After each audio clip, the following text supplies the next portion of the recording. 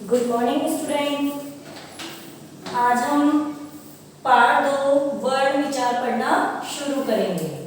वर्ण विचार वाला टॉपिक पढ़ने से पहले हम पिछली जानकारी प्राप्त कर लेते हैं कि हमने इससे पिछली क्लास में भाषा, लिपि और व्याकरण के बारे में जाना। भाषा क्या थी, लिपि क्या होती है, हिंदी की लिपि कौन सी है और व्याकरण क्या होती है। ठीक है, तो व्याकरण क्या था, भाषा को शुद्ध लिखना बोलना हमें सिखाता है। व्याकरण क्या करता है, भाषा को शुद्ध बोलना लिखना सिखाता है। ठीक है, उसके बाद में हमने व्याकरण के तत्व पढ़े थे। व्याकरण के 3 तत्व थे, वर्ण विचार, शब्द विचार और वाक्य विचार। उनमें से हम एक टॉपिक ले रहे हैं वर्ण विचार, जो कि आपकी बुक में चैप्टर 2 के अंतर्गत दिया गया है। हम इस चैप्टर को पढ़ने से पहले आज का सुविचार जानेंगे, जो है देने के लिए दान, लेने के लिए ज्ञान और त्यागने के लिए अभिमान सर्वश्रेष्ठ है। अर्थात जीवन में हमें कुछ किसी को देना है तो दान कीजिए, कुछ प्राप्त करना है तो दूसरों से ज्ञान प्राप्त कीजिए, और त्यागने के लिए अभिमान, अर्थात हमें किसी चीज को छोड़ना है, त्यागना है, तो हमें अपने अंदर स्थित अभिमान को त्याग देना चाहिए। ये तीनों चीजें सर्वश्रेष्ठ मानी गई है। इसी के साथ हम वर्ण के टॉपिक पर आते हैं, जो है वर्ण। वर्ण की डेफिनेशन देखो, भाषा की सबसे छोटी इकाई जिसके टुकड़े नहीं किए जा सकते वर्ण कहलाती है। अर्थात ऐसे अक्षर जिनको हम और अधिक नहीं तोड़ सकते। उदाहरण के तौर पर मैं यहाँ आपको एक शब्द लिखती हूँ, जैसे बादल। ठीक है, अब हम इसको तोड़कर देखेंगे, इसका वर्ण विच्छेद करेंगे, तो इसका वर्ण विच्छेद होगा ब प्लस आ। इन दोनों वर्णों से बा बना। द को तोड़ेंगे तो द प्लस अ। इसी प्रकार ल को तोड़ेंगे तो ल प्लस अ। ठीक है, तो बादल ब प्लस आ, द प्लस अ, ल प्लस अ से मिलकर बना है। अर्थात प्रत्येक व्यंजन वर्ण, ये व्यंजन वर्ण होते हैं, कैसे किया था, उनको बोलने के लिए हमें स्वरों की सहायता लेनी पड़ती है, जो अभी हम आगे बढ़ेंगे। तो देखिए, जो ये आपके अलग अलग टूटे हुए, विच्छेद किए हुए अक्षर हैं, यही वर्ण कहलाते हैं, और हम इनके और अधिक टुकड़े नहीं कर सकते। अर्थात भाषा की सबसे छोटी इकाई जिसके हम और टुकड़े न कर सकें, वो क्या कहलाएगा, वर्ण कहलाएगा। अब देखो, वर्णों से मिलकर ही वर्णमाला बनती है। नेक्स्ट टॉपिक है आपका वर्णमाला। जिस प्रकार फूल फूल फूल मिलकर के एक माला का निर्माण कर देते हैं, अनेक फूलों को यदि एक साथ पिरो दिया जाए, एक धागे में पिरो दिया जाए, तो वो क्या बन जाती है, माला बन जाती है।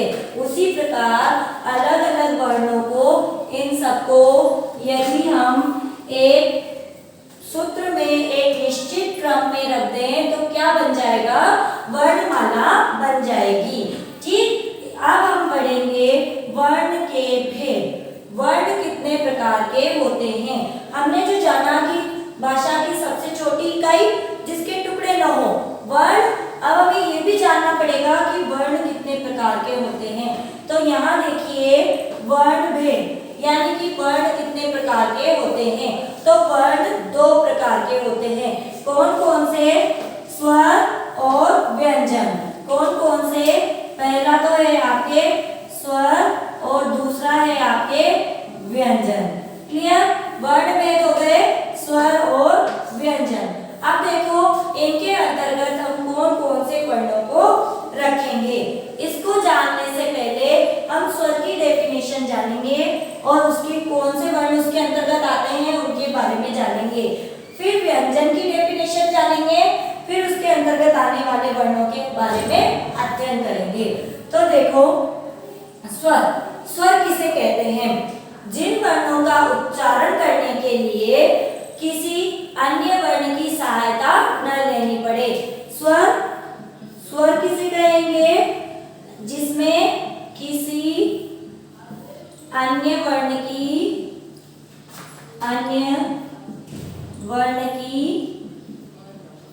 सहायता न लेनी पड़े। ठीक है, स्वर लेनी पड़े। स्वर ऐसे वर्ण हैं जिनका उच्चारण करने के लिए हमें किसी अन्य वर्ण की सहायता नहीं लेनी पड़ती। क्लियर? अब स्वर कितने होते हैं और कौन कौन से होते हैं? तो देखो यहाँ मैंने लिख रखा है, स्वर 11 होते हैं। इनकी संख्या कितनी मानी गई है? 11। स्वर कितने होते हैं? 11। कौन कौन से? देखिए, अ, आ, ई, उ, री, ए, आई, ओ, औ। ये आपके 11 स्वर हैं।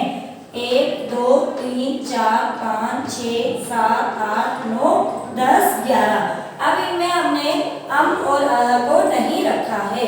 ये तो हो गए आपके 11 स्वर। डेफिनेशन मैंने अभी आपको बताई कि जिन स्वरों के जिन वर्णों के उच्चारण में किसी अन्य वर्ण की सहायता न लेनी पड़े वे स्वर कहलाते हैं। क्लियर? स्वरों की संख्या 11 है और ये आपके सामने स्वर। अब हम पढ़ेंगे व्यंजन।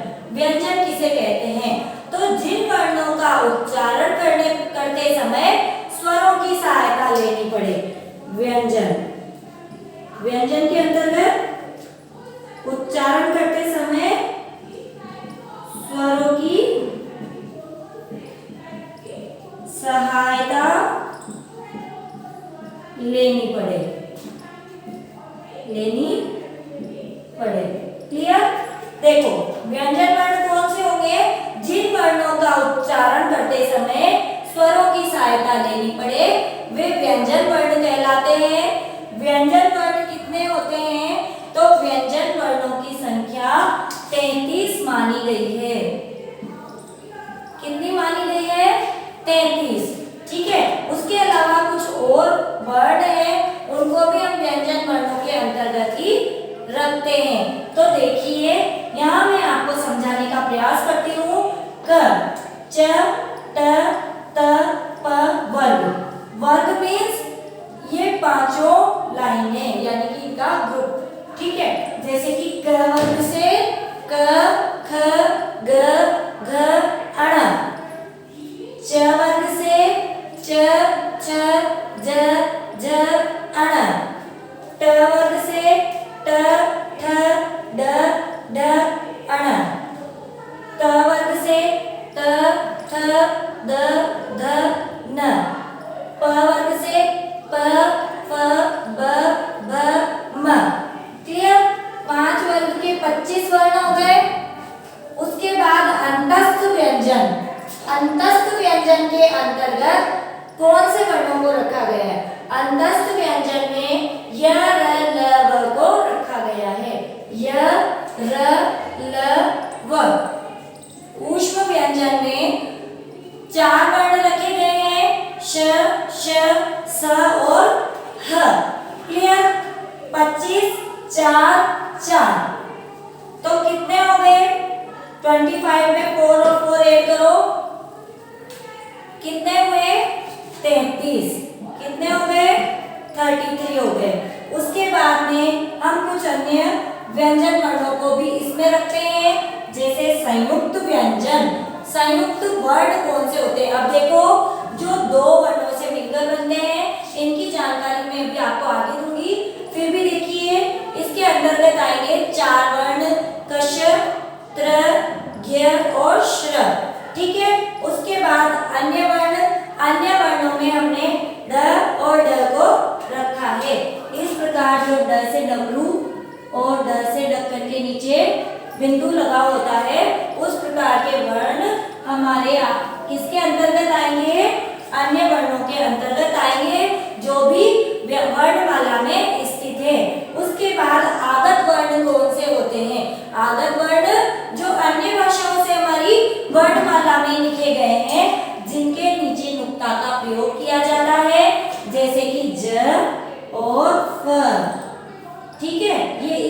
का जब बिंदु लगा हुआ हो तो इसे युक्ता चिन्ह कहेंगे और ये आगत वर्ण है। इन्हें भी हमारी वर्णमाला में रखा गया है। इस प्रकार आज हमने जाना स्वर किसे कहते हैं, उसके कितने स्वर कितने होते हैं, व्यंजन किसे कहते हैं, व्यंजन कितने होते हैं